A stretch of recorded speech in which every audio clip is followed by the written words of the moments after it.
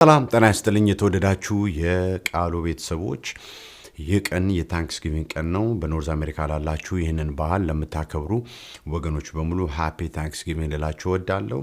በዚህ ጉዳይ ላይ አንዲት ነገር በመካከል ጨምረን ይህንን በዓል ሴሌብሬት እንድናደርግ አደፋፍራችኋለሁ። እሱም እድል የሚል ርዕስ ነው። ጌታ እድል ሲሰጥ በሚል ርዕስ ነው ወደ እናንተ የመጣሁት። አብራችሁኝ እንድትቆዩ በትህትና ጋብዛችኋለሁ።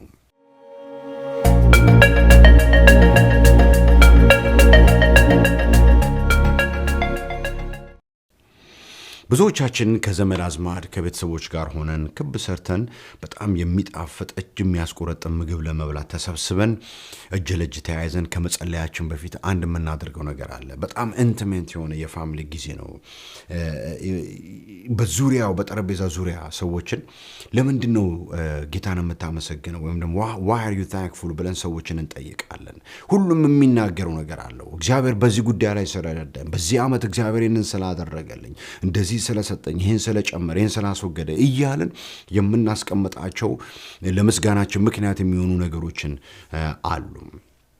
በዛ መካከል አንዲት ነገር ጠብ አድርገን እንድናስገባ እንከረጅ አረጋችኋለሁ። ስለሱ ስለምንነጋገር እድልን ስለሰጠኝ ዛሬ ቆመን ይህንን ቀን ስናይ አጋጣሚ ሆኖ አይደለም ወይ እኛ ጉልበተኞች ሆነን ጥበበኞች ስለሆነን ብቃት ኖሮን ከነገሮች ሁሉ አምለጠን ምንም ሳንሆን ይህንን ቀን ማየት ስለቻለን አይደለም። እግዚአብሔር እድል ስለሰጠን ነው። this is a God given chance, God given opportunity።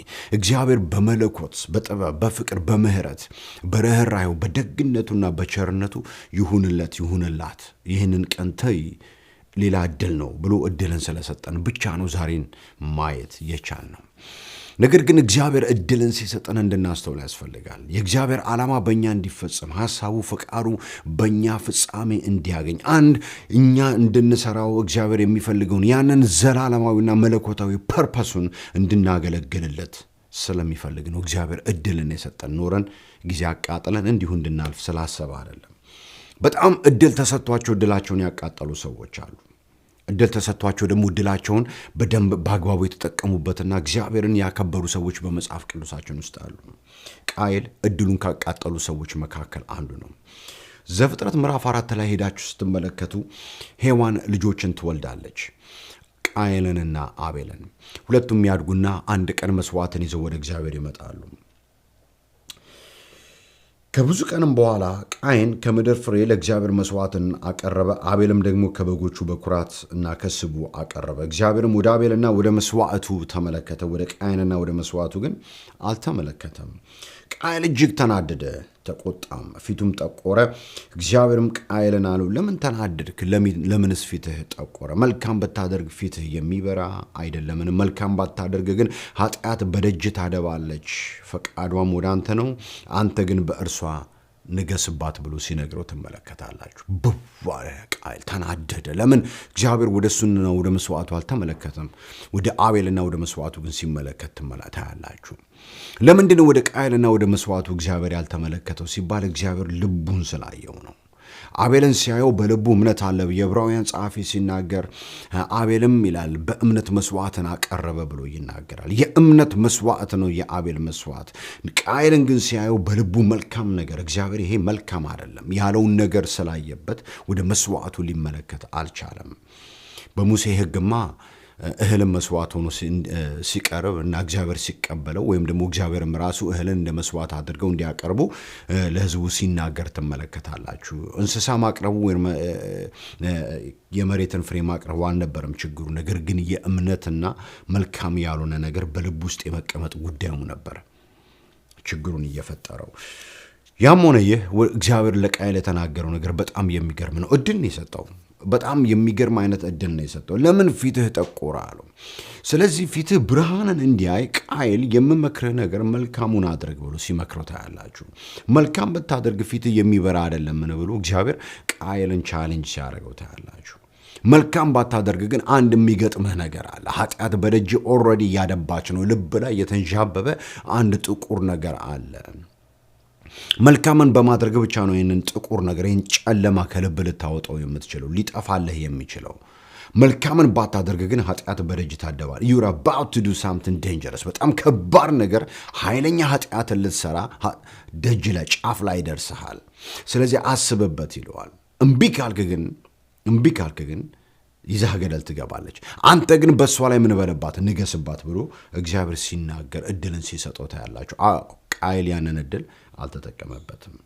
ቃየል ወንድሙ አቤልና ወደ ሜዳ እንሄዳለው በሜዳም ላይ ቃየል በወንድሙ ላይ በአቤል ላይ ተነሳበት ገደለውም ብሎ መጽሐፍ ቅዱስ የመጀመሪያውን መርደር ሲጽፍልን ተመለከታላችሁ። ወንድም በወንድሙ እጅ ለመጀመሪያ ጊዜ ሲገደል ማለት ነው። ግድያ የተጀመረው በወንድማማቾች መካከል ነው።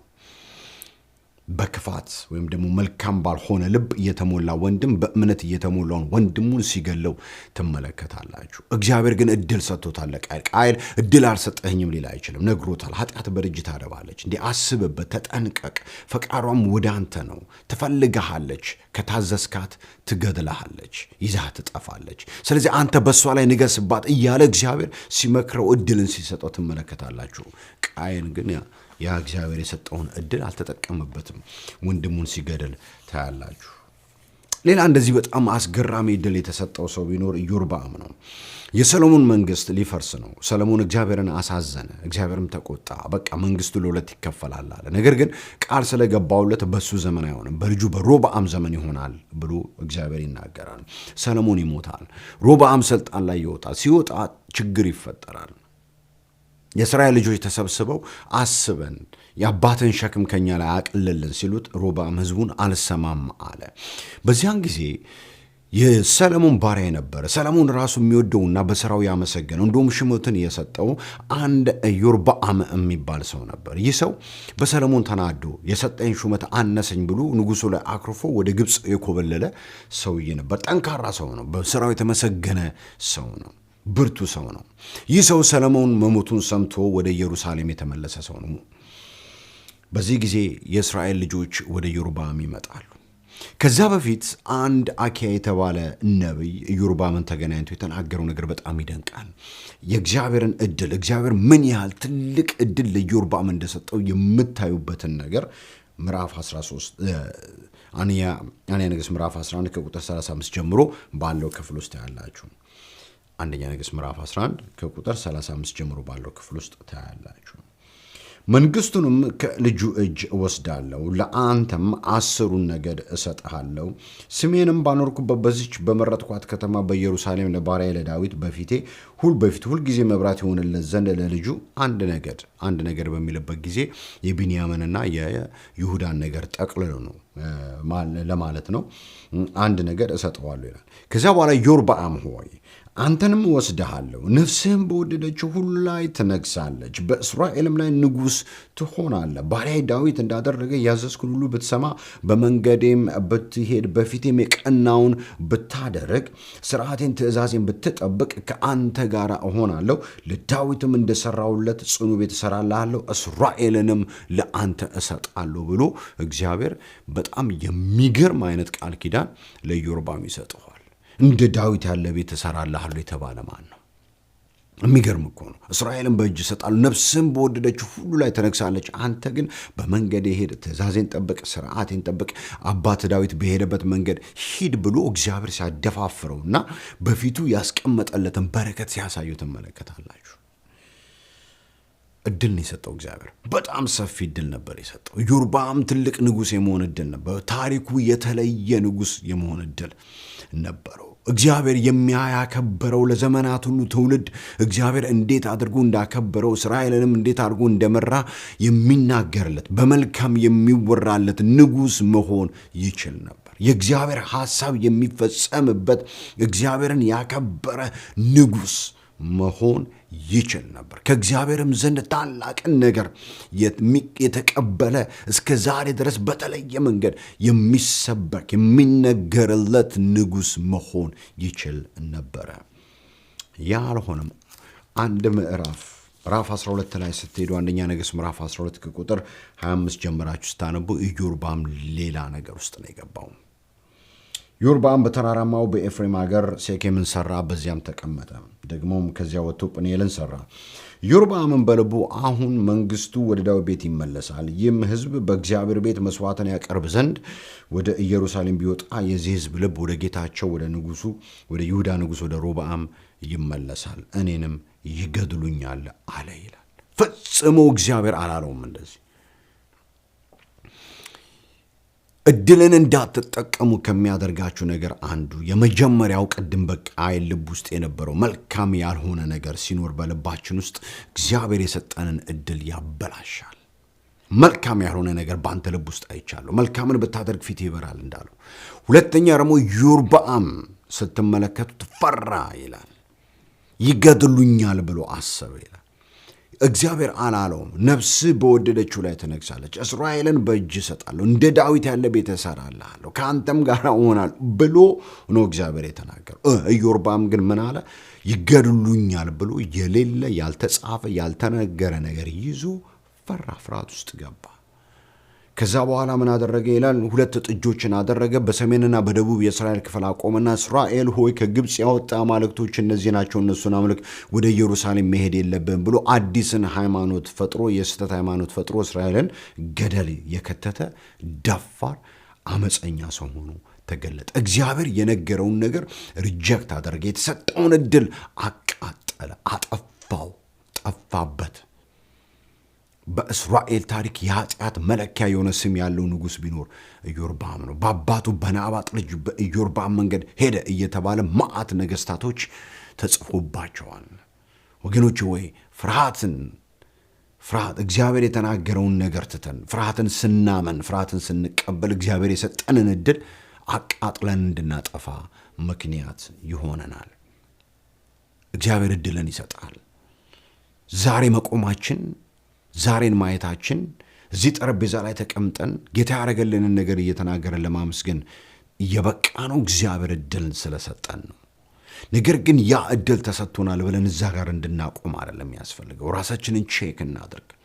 በፍርሃት ቆፈን ተይዘን የእግዚአብሔርን ሐሳብ ለማስፈጸምና የእግዚአብሔርን ፈቃድ ለማስፈጸም ሲያቀተን ያን ጊዜ እንድናስተውል ወይም ደግሞ መልካም ያልሆነ ነገር በልባችን ይዘን የምንሄድ ሰዎች ካለን አደጋ ውስጥ ነን። እድሉን እናጠዋለን፣ ይበላሽብናል። እግዚአብሔር በእኛ አይከብርም። መጨረሻችን ሐዘን ነው የሚሆነው።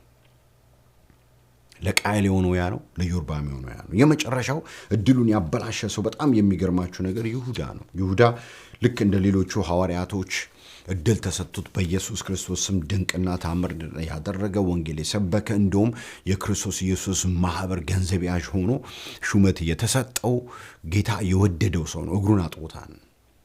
ክርስቶስ ኢየሱስ ምንም አይነት ጠላቻ በይሁዳ ላይ አልነበረውም። ነገር ግን እንዴት አድርጎ እንደሚሰጠው ያስብ ስለነበረ ሐሳብን አገባበት ብሎ ይናገራል። አሁን ኢየሱስ ክርስቶስ ዮሐንስ ወንጌል ምዕራፍ 13 ስትመለከቱ አሁን ሊሞት ነው ጌታ። የመጨረሻው ሰዓት ደርሷል።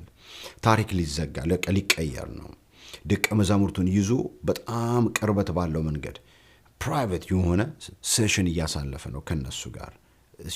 የፋሚሊ ዲነር እያለ በጣም ብዙ ምስጢር እየገለጠላቸው ነው።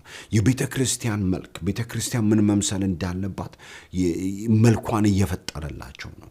እግራቸውን አጠባቸው፣ ዝቅ ብሎ መምህርና ጌታ ሆኖ ሳለ እግራቸውን አጠበላቸው። የአዲስ ኪዳን ቤተ ክርስቲያን ምን መምሰል እንዳለባት ሲያሳያቸው ማለት ነው። አዲስን ትእዛዝ ሰጣቸዋለሁ ብሎ አዲስን ትእዛዝ ነው የሰጣቸው። ነገሮች ሁሉ እየተቀየሩ ነው። እንዲህ አይነት በጣም ኢንቲሜት የሆነ ጊዜ ከደቀ መዛሙርቱ ጋር በሚያሳልፍበት ሰዓት በአስቆሮቱ ልጅ በይሁዳ ልብ ውስጥ ግን ሰይጣን ኢየሱስ ክርስቶስን እንዴት አድርጎ አሳልፎ እንደሚሰጠው ሐሳብን ሲያስገባ ትመለከታላችሁ። በመጨረሻ በዚህ ምድር ያሉትን ወገኖችን የወደዳቸውን እስከ መጨረሻው ድረስ ወደዳቸው። ራትም ሲበሉ ዲያብሎስ በስምዖን ልጅ በአስቆሮቱ በይሁዳ ልብ አሳልፎ እንዲሰጠው ሐሳብን አገባ ይላል። በቃ አሳልፈ ሰጠው የሚል ሐሳብን አገባ። አሳልፎ እንዲሰጠው ሐሳብን አገባ። በቃ አሳልፌ እሰጠዋለሁ ብሎ ይሁዳ ያንን የሰይጣንን ሐሳብ ተቀበለ። እግራቸውን ካጠበ በኋላ ሁላችሁም ንጹዎች ናቸው፣ ነገር ግን እናንተ ንጹሃን ናቸው፣ ነገር ግን ሁላችሁም ንጹሃን አይደላችሁም ብሎ ይናገራል። ከእናንተ መካከል አንዱ እኔን አሳልፎ ይሰጠኛል ብሎ መንፈሱ እስኪታወቅ ድረስ ተረበሸ። ምክንያቱም ወዳጁ ነው፣ ይወደዋል። በሚወዱት ሰው መወጋትና መከዳት በጣም ፔንፉል ነው። ኢየሱስ ክርስቶስ መንፈሱ ታወከ ይላል። እየወደደው ይሁዳ ግን አሳልፎ ሊሰጠው ከሰይጣን ጋር ተስማማ። ያን ጊዜ ጠጋ ብሎ አንደኛው ደቀ መዝሙር ማን ነው ሲለው አጥቀሼ የማጎርሰው እሱ አሳልፎ የሚሰጠኛ ነው ብሎ ምልክትን ሲሰጠው ታያላችሁ። እኔም ቁራሽ አጥቀሼ የምሰጠው እርሱ ነው ብሎ መለሰለት። ቁራሹንም አጥቀሱ ለአስቆሮቱ ለስምዖን ልጅ ለይሁዳ ሰጠው። ቁራሹን ከተቀበለ በኋላ ያን ጊዜ ይሁዳ ሰይጣን ገባበት ይላል ሐሳቡ። ከዛ በኋላ ራሱ ሰይጣኑ ገባበት ብሎ ይናገራል። እድል ነበረው ይሁዳ። የሚገርም ሪሊ እድል ነበረው። ኢየሱስ በፍቅር ነው የያዘው፣ በምህረት ነው የያዘው። ተቀብሎታል። እድል ነበረው። እንደዚህ አይነት እድል እየተሰጣቸው ሙሉ ለሙሉ ለሰይጣን ሐሳብ ተገዝተው ያንን እድላቸውን ያቃጠሉም ሰዎች አሉ ወገኖች ሆይ። this is too extreme my friend። ሩቅ መሄድ ይባላል፣ ክደት ይባላል። ነገር ግን እድላቸውን የተጠቀሙ ሰዎች አሉ። አንደኛው ራሱ ጌታችን ኢየሱስ ክርስቶስ ነው። ዮሐንስ ወንጌል ምዕራፍ 17 ላይ እኔም ላደርገው የሰጠኸኝን ሥራ ፈጽሜ በምድር ላይ አከበርኩ። አሁንም አባት ሆይ ዓለም ሳይፈጠር በአንተ ዘንድ በነበረኝ ክብር ከአንተ ራስህ ዘንድ አክብረኝ ብሎ ዮሐንስ ወንጌል ምዕራፍ 17 ቁጥር 4 እና 5 ላይ ጌታ ኢየሱስ ሲናገር ታያላችሁ። የሰጠኝን ሥራ በምድር ላይ አደርገው ፈጽመው ዘንድ የሰጠኝን ሥራ ፈጽሜ አከበርኩ። የቀረ ነገር የለም። በሰጠኝ ሰዓት በእያንዳንዷ ደቂቃ እያንዳንዷን ሞመንት ተጠቅሜባታለሁ። ወንጌል ሰብኬያለሁ። በሽተኞች እንዲፈወሱ ሆኗል። ስምህን አክብሬያለሁ። የሰጠኝን ቃል ለዓለም ገልጫለሁ፣ ተናግሬያለሁ። ጌታ ሆይ ምንም የቀረ ነገር የለም። በሰጠኝ እድል በደንብ ተጠቅሜያለሁ። አሁን ሊያልቅ ነው። እንግዲህ እመጣለሁ፣ በአንተ ዘንድ በነበረኝ ክብር አክብረኝ ብሎ ኢየሱስ ክርስቶስ ሲናገር ታያላችሁ። ይህ እንዲሆነልን ነው። ይህ ለሁላችንም ይሆነልን። እዚህ ጠረጴዛ ላይ ተቀምጠን እጅ ለእጅ ተያይዘን ጌታ ይህንን እድል እንደሰጠን ስንነጋገር ወገኖቼ ወይ በሚቀጥለው ዓመት የሚቀጥለው ታንክስጊቪንግ የተለየ ስቶሪ ይዘን እንድንመጣ እግዚአብሔር የሰጠንን ሥራ እግዚአብሔር እንድንሰራው የሚፈልገውን ነገር በእኛ ሕይወት ሰርቶ ጀምሮት አትሊስት ማየት እንድንችል እግዚአብሔር እንዲረዳን በእርግጥ ጌታን መጠየቅ አለብን። የሚቀጥለው ታንክስጊቪንግ የተለየ ሪፖርት ይዘን እንድንመጣ እግዚአብሔር በሰጠን እድል ተጠቅመን እንድንመጣ እግዚአብሔር በሰጠን ቻንስ ሁሉ የእግዚአብሔርን ዓላማ ፈጽመን አንድ በሕይወታችን ሊሰራ የሚገባው ነገር ተሰርቶ ደስ ብሎን የሚቀጥለውን በዓል እንድናከብር ሪሊ ልንተጋ ይገባናል። ሁለተኛው ሐዋርያው ጳውሎስ ነው።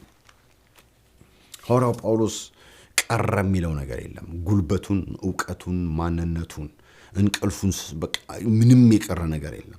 ሕይወቱን፣ መላ ማንነቱን፣ እያንዳንዷን ነገር ጭምቅ አድርጎ በእግዚአብሔር መንግሥት ጉዳይ ላይ አንጠፍጥፎ ተጠቅሞ ያለፈ ሰው ነው። ጊዜውን በደንብ የተጠቀመበት ሰው ነው። ሐዋርያው ጳውሎስ ሲናገር መስዋዕት እንደሚደረግ የኔ ሕይወት ይሰዋልና የሚሄድበትም ጊዜ ደርሷል። መልካሙን ገድል ተጋድያለሁ፣ ሩጫውን ጨርሻለሁ፣ ሃይማኖቴን ጠብቄያለሁ። ወደፊትም የጽድቅ አክሊል ተዘጋጅቶልኛል። ይህንንም ጻድቅ ፈራጅ የሆነ ጌታ ያን ቀን ለእኔ ያስረክባል፣ ደግሞ መገለጡን ለሚወዱ እንጂ ለእኔ ብቻ አይደለም አለ።